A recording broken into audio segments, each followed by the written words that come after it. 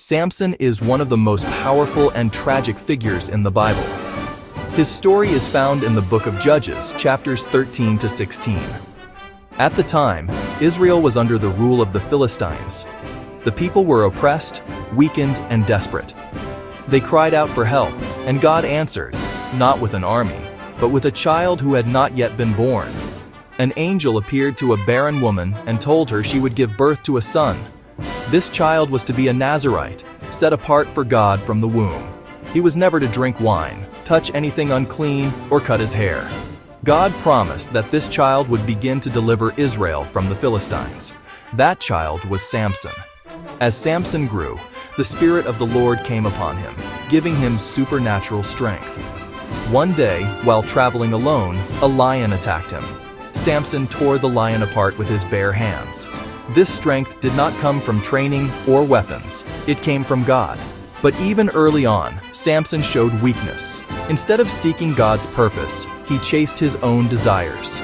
He was drawn to Philistine women, even though they were enemies of Israel. Samson married a Philistine woman, and during the wedding feast, he gave the guests a riddle based on the lion he had killed. When they could not solve it, they threatened his wife. She betrayed Samson and revealed the answer. In anger, Samson killed 30 Philistine men. What followed was a cycle of revenge, rage, and destruction. When his wife was later given to another man, Samson set fire to Philistine fields by tying torches to foxes. The conflict escalated, and Samson became a terror to the Philistines. At one point, the Philistines gathered an army to capture him. The people of Israel, afraid, handed Samson over, bound in ropes. But when the Spirit of the Lord came upon him, the ropes fell off. Samson grabbed the jawbone of a donkey and killed 1,000 Philistine soldiers. After the battle, Samson collapsed from thirst. He cried out to God, and God provided water from a hollow place in the ground.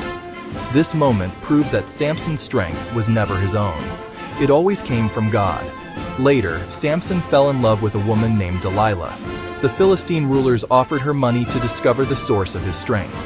3 times she asked him, and 3 times he lied. But each time, he stayed with her, ignoring the danger. Finally, Samson told her the truth. He said his strength was connected to his hair, a symbol of his Nazirite vow to God. While Samson slept, Delilah had his hair cut. His strength left him, and he did not realize that the Lord had departed from him. The Philistines captured Samson, gouged out his eyes, and put him in prison. The strongest man in the land was reduced to a blind prisoner, grinding grain like an animal. But his hair began to grow again. One day, the Philistines gathered in their temple to celebrate his capture.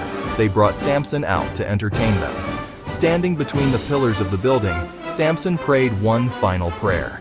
He asked God for strength one last time, not for himself, but to defeat Israel's enemies. God answered. Samson pushed the pillars apart, and the temple collapsed. He killed more Philistines in his death than he had in his entire life. Samson died with his enemies, fulfilling the purpose God had spoken before his birth.